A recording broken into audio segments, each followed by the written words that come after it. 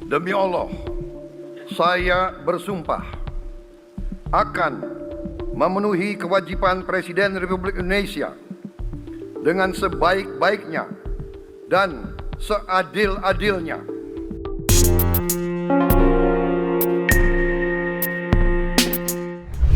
100 hari pertama pemerintahan Prabowo Gibran menjadi sorotan publik. Bukan hanya soal kebijakan yang dijalankan, tetapi juga karena kontroversi yang muncul dari para tokoh di pemerintahan ini. Usai dilantik, Prabowo Subianto mengumumkan jajaran pembantunya di kementerian. Berbeda dengan pemerintahan sebelumnya, jumlah kementerian di era Prabowo bertambah signifikan. Tercatat ada 48 kementerian di Kabinet Merah Putih dengan total wakil menteri sebanyak 56 orang. Tapi itu baru jumlah menteri dan wakilnya. Belum lagi kepala badan khusus beserta wakilnya, penasihat khusus dan utusan khusus presiden. Ini membuat Kabinet Prabowo menjadi yang terbesar sejak era reformasi. Jika pemerintahan B.J. Habibie memiliki 37 menteri di Kabinet Reformasi Pembangunan, lalu di era Abdurrahman Wahid dengan Kabinet Persatuan Nasional terdiri dari 36 menteri. Selanjutnya, Kabinet Gotong Royong yang dipimpin Megawati memiliki 33 menteri. Susilo Bambang Yudhoyono yang menjabat selama 2 periode memiliki 34 menteri di Kabinet Indonesia Bersatu. Dan yang terakhir, Joko Widodo sebanyak 34 menteri dalam Kabinet Indonesia Kerja dan Indonesia Maju. Jika presiden-presiden di pemerintahan sebelumnya memilih kabinet yang ramping, Prabowo justru sebaliknya. Jumlah ini saya sadari memang bisa dianggap tergolong besar, tapi memang bangsa kita bangsa yang besar. Banyaknya jumlah kementerian dan lembaga dalam Kabinet Merah Putih menuai pro kontra. Pengamat kebijakan publik Yanwar Nugroho mengungkapkan, banyaknya jumlah kementerian berpotensi menghambat efisiensi dan eksekusi kebijakan.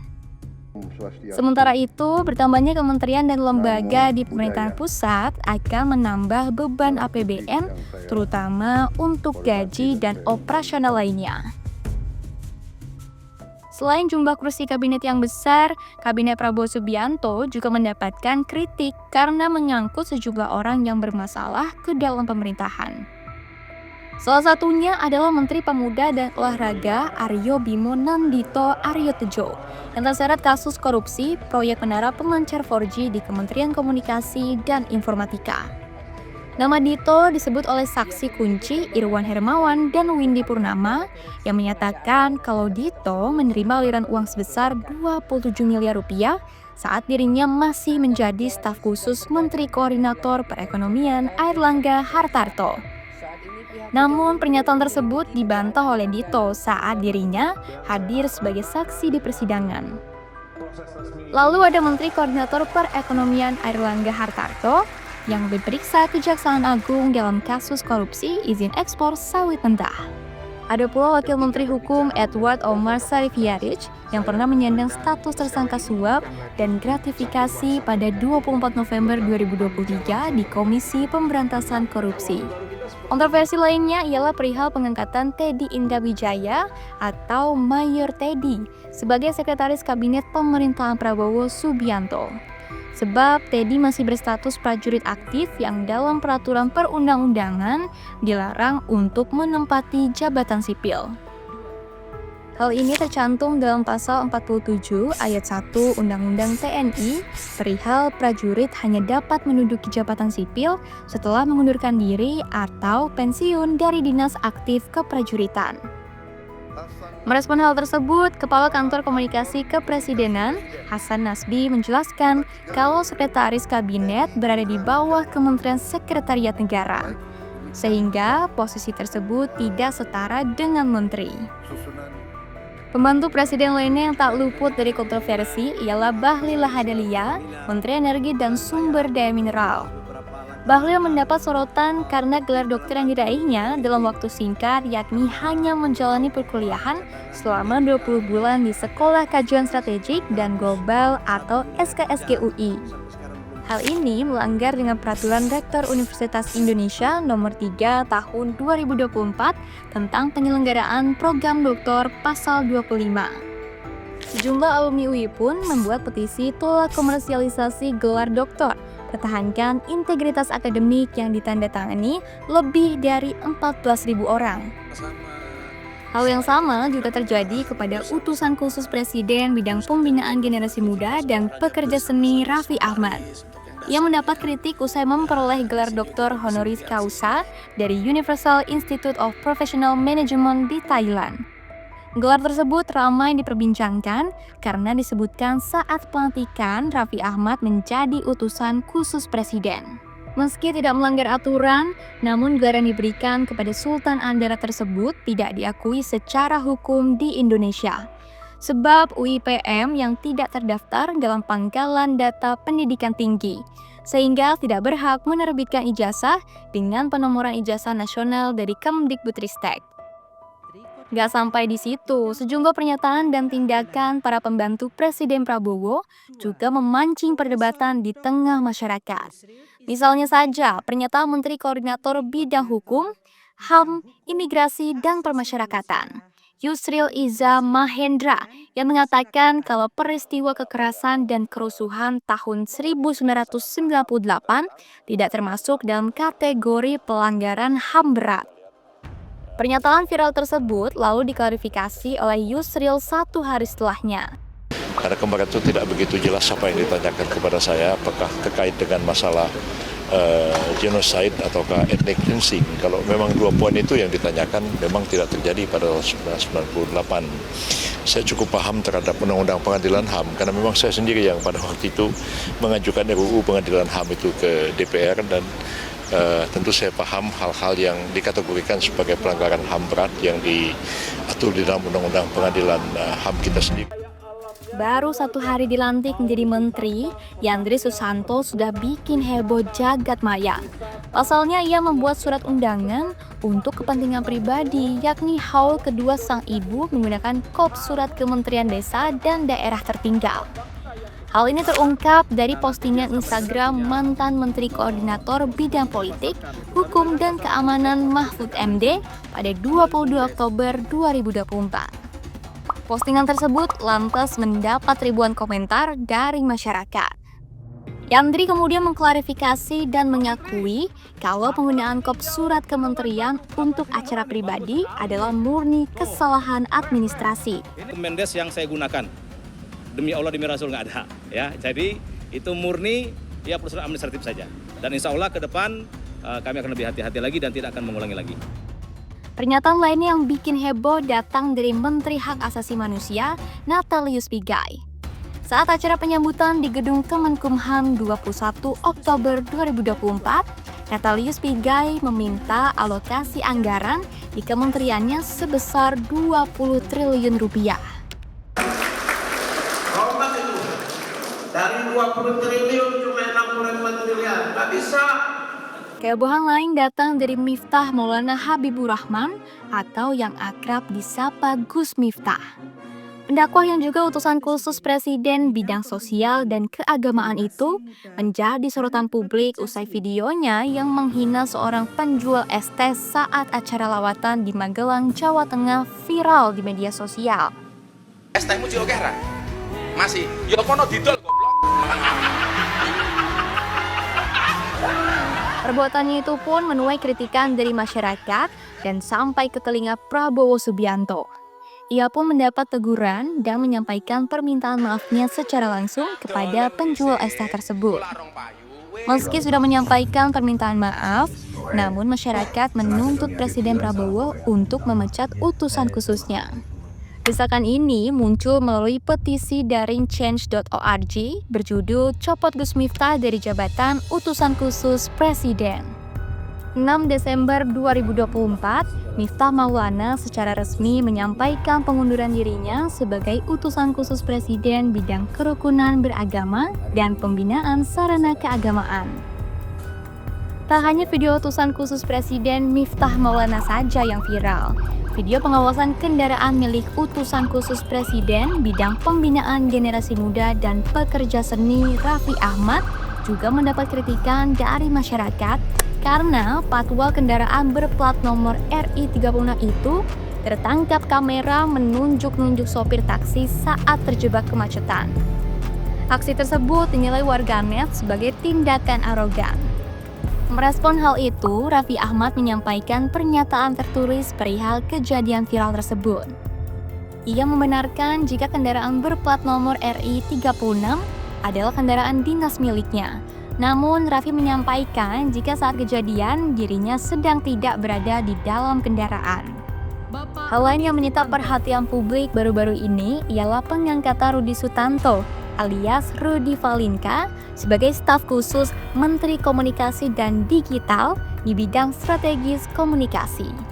Kehadirannya di pemerintahan menimbulkan tanda tanya besar. Pasalnya, Rudi Sutanto adalah seorang buzzer era pemerintahan Presiden Joko Widodo dan ditenggarai mempunyai akun Twitter dengan nama Kurawa. Meski Rudi kerap memberikan pernyataan kontroversial di media sosial, Menteri Komunikasi Digital Mutia Hafid mengklaim dirinya tak mengetahui latar belakang Rudi Sutanto alias Rudy Valinka yang merupakan pendengung pada era pemerintahan Presiden Joko Widodo. Mutia mengatakan ia menunjuk Rudi Sutanto menjadi staf khusus Menteri di Komdiki atas pertimbangan keahlian. Saya nggak tahu ya Rudi Sutanto ya, yang saya kenal Rudi Sutanto gitu. Jadi saya tidak mau berspekulasi mengenai siapa Rudi Sutanto yang CV yang kami terima. Beliau memang juga adalah strategi komunikasi dan jadi juga mewarnai di kementerian ini karena secara kementerian ini kan juga nggak cuma digital tapi juga bidang komunikasi. Cukup ya, makasih. Bagai buah tidak jatuh jauh dari pohonnya. Pernyataan dan tindakan yang menuai kontroversi juga dilakukan oleh Presiden Prabowo Subianto di 100 hari pertamanya menjabat sebagai Presiden Indonesia. Di tengah panasnya kontestasi Pilkada serentak 2024, Presiden Republik Indonesia Prabowo Subianto melakukan tindakan yang sangat kontroversial. Ia secara sadar membuat video endorse salah satu calon gubernur Jawa Tengah. Secara gamblang, Prabowo menyampaikan dukungannya untuk Ahmad Lutfi Tasyasin Maimun. Pada pemilihan kepala daerah yang akan datang di Jawa Tengah, saya mohon dengan sangat, berilah suaramu kepada Jenderal Ahmad Lutfi.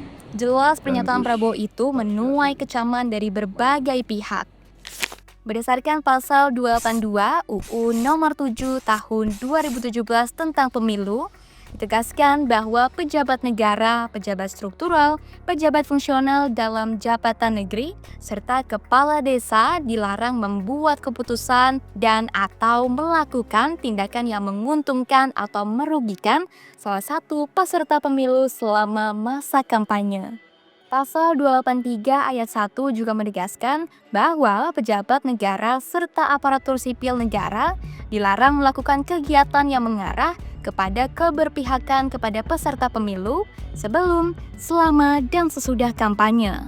Meski begitu, Badan Pengawas Pemilu menilai video endorse yang dilakukan Prabowo tidak melanggar aturan, sebab video tersebut dipublikasikan saat masih masa kampanye dan secara hukum Presiden diizinkan untuk ikut berkampanye sesuai dengan aturan perundangan yang berlaku.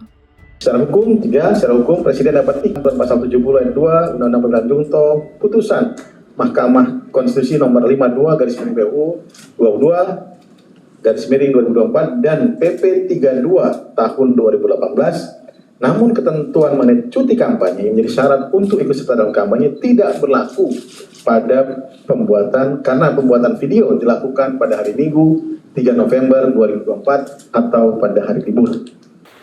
Masih soal pilkada, Prabowo juga sempat mengusulkan agar pemilihan kepala daerah dilakukan oleh DPRD. Menurutnya, cara ini bisa mengurangi pemborosan anggaran, mempermudah transisi kepemimpinan, pemerintahan lebih cepat, dan lebih hemat. Bahwa kita semua merasakan demokrasi kita yang kita jalankan ada suatu atau ada beberapa hal yang harus kita perbaiki bersama-sama.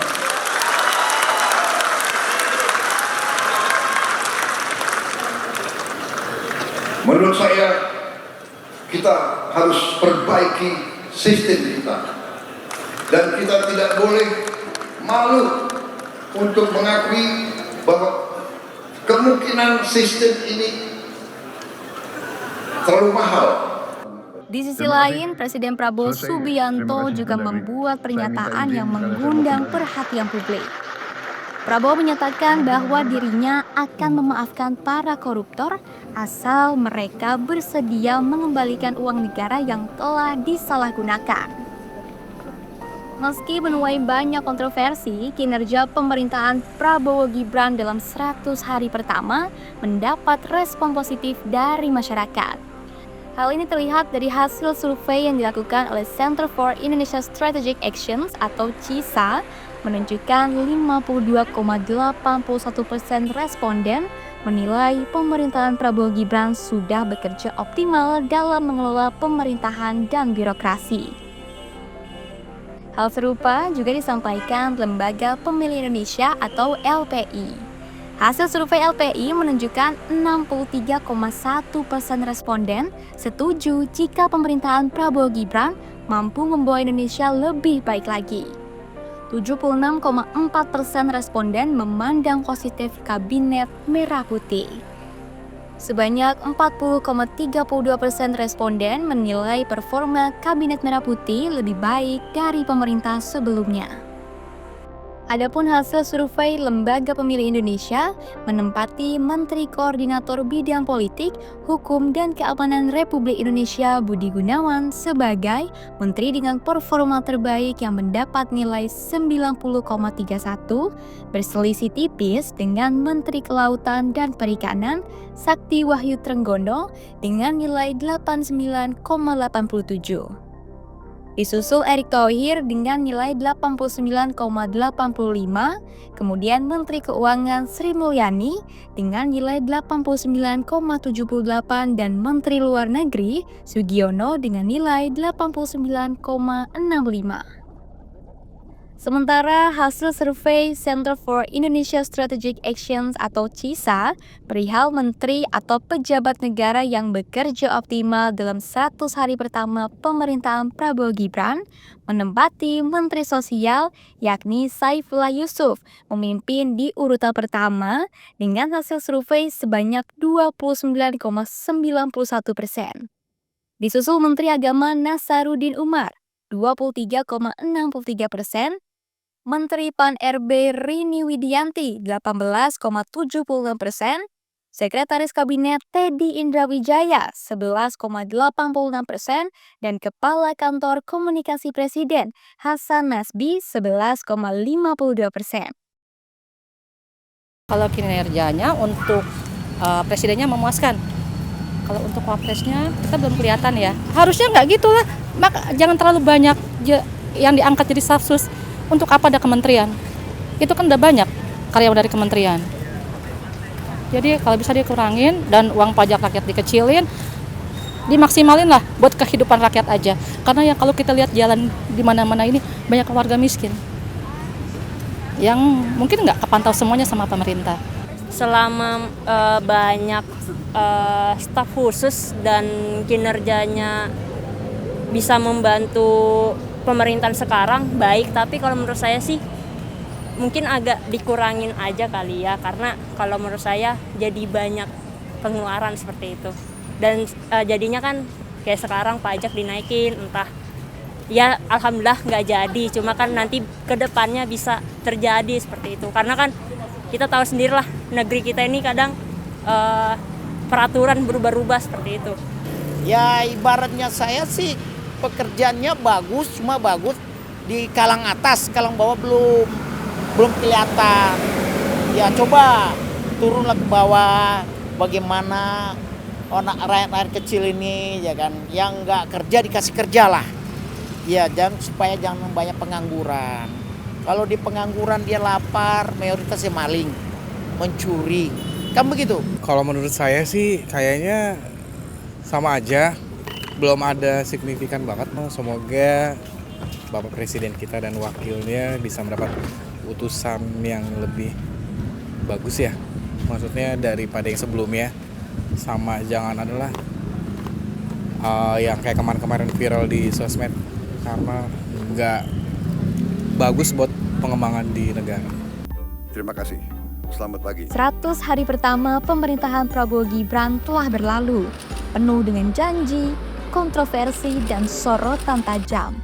Akankah kritik publik dijawab dengan perubahan nyata, atau justru tenggelam dalam retorika tanpa bukti?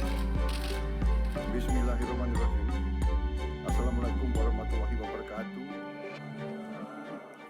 Selamat sore, salam sejahtera bagi kita sekalian.